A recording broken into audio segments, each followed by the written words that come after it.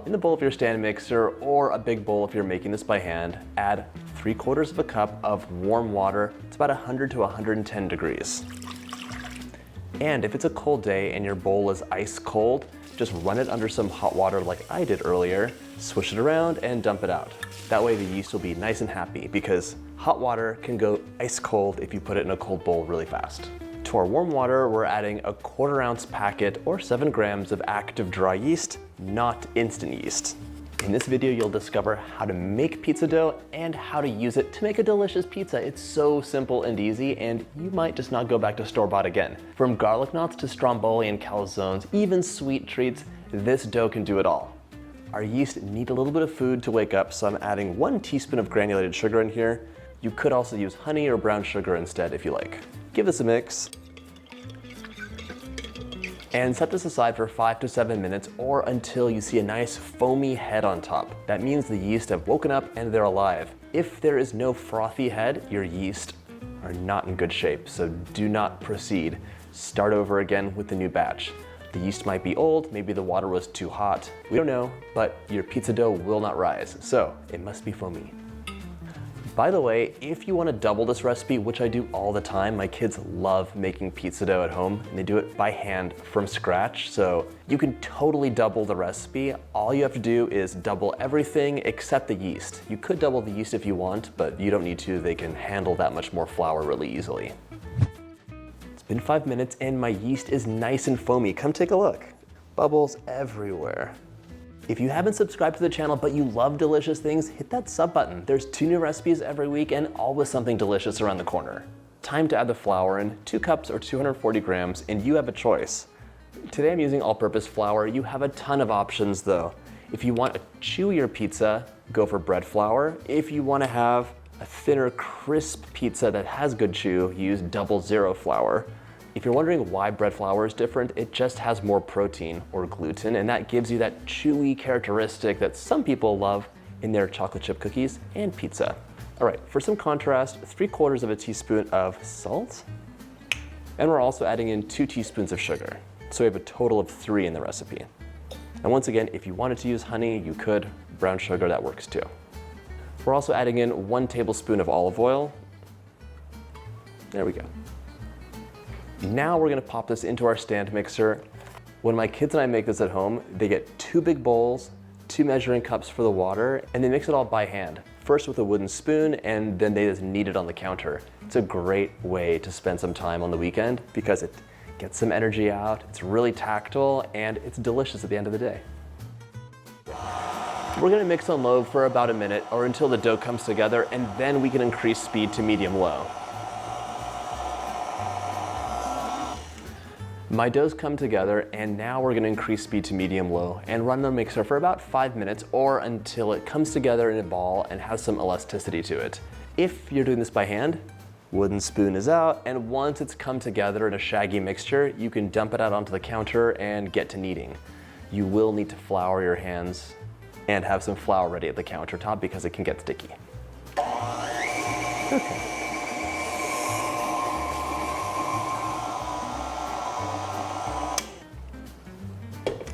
Just examining my dough. It's been 5 minutes, but honestly, while quite stretchy, it's very wet.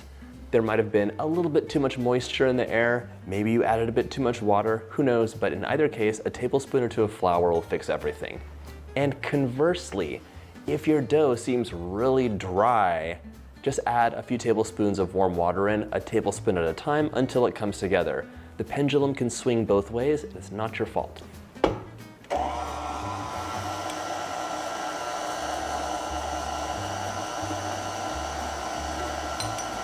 There we go. 2.5 tablespoons of flour worked some wonders, and now my flour looks appropriately hydrated, and it's sticky and cohesive, but it's not sticking to my fingers. This is optional, but I always like to finish my dough off by hand and just give it a couple kneads so I can make sure it's appropriately elastic. Lightly flour your countertop. All right, transfer your dough to your countertop, and you're just gonna give it a good stretch. Whoa, that's very nice. This doesn't really need anything, but If you were making this by hand, you're gonna knead it out by pressing away from you, bringing it in, pressing away, bringing it in, and you can alternate and add some flour to your hands as needed. This is like the opposite of making a cake, where you don't want to overmix your dough because it'll activate the gluten and it'll give you a chewy, bready cake. But for pizza dough, you want it to have a beautiful chew and nice structure, and you're gonna build that structure up through kneading. Here, however, my mixer did all the work for me, and it has a nice bounce, it's totally cohesive, and this is ready to go into an oiled bowl in a nice, warm, cozy place. Lightly oil a large bowl, work the oil up the bowl, and now we're gonna transfer our dough to the bowl and just turn it around a few times so it's oiled all over and doesn't dry out. Cover this up with a damp cloth or some plastic, and we're gonna let this sit in a nice, warm, cozy place for about an hour until it's doubled in size. I just so happen to have a proofing drawer specifically for this, but you can put the light on in your oven, that warms it up appropriately, or even warm your oven up to 100 degrees, then turn it off, and then put your bowl in. We'll be right back.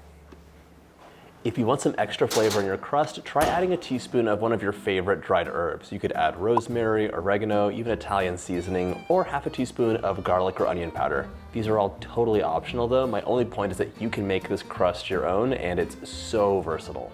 Towards the end of your rise time, preheat your oven to 450 degrees. It needs to be screaming hot for this pizza. After an hour, my pizza dough has doubled in size. Look at this guy, so pretty. Oh, I love that jiggle.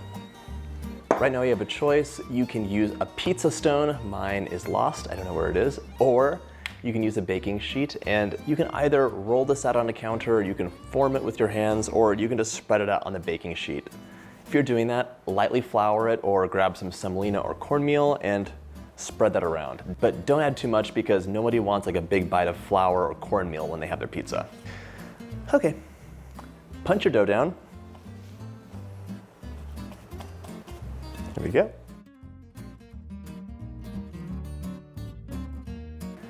That didn't quite fall as I wanted it to, but that's okay, it happens. So right now you're going to spread your dough out into a circle, and I like to kind of lift and pull and press. So I don't think you really need to use a rolling pin at all. Just push it out and it'll keep its shape. The dough's been relaxing while it rested, so you should find it pretty easy to spread it out and it won't pull back. And don't worry about it being a perfect circle. No, this is a homemade pizza. It can be totally amorphous, that's fine. Okay, you do want to have a thicker edge for the crust though, and if you want, you could grab some cheese, tuck it in and roll it over, have a stuffed crust. The options are truly endless. So do your favorite thing, form it up, and it'll be ready to go. This is the part that my kids love the most, by the way. For a classic cheese pizza, go ahead and just spoon your sauce right onto the middle. Gently spread it about. Leave a little border for the crust. And we don't want our pizza to be soggy, so don't add a lake of sauce. Just go ahead and spread a nice thin layer. Finish your pizza off with some mozzarella, your favorite toppings, any other cheeses you love, maybe some fontina. Our pizza's ready to go into the oven, 450 degrees Fahrenheit for 12 to 15 minutes, or until the crust is golden and the cheese is melted and bubbling. In you go.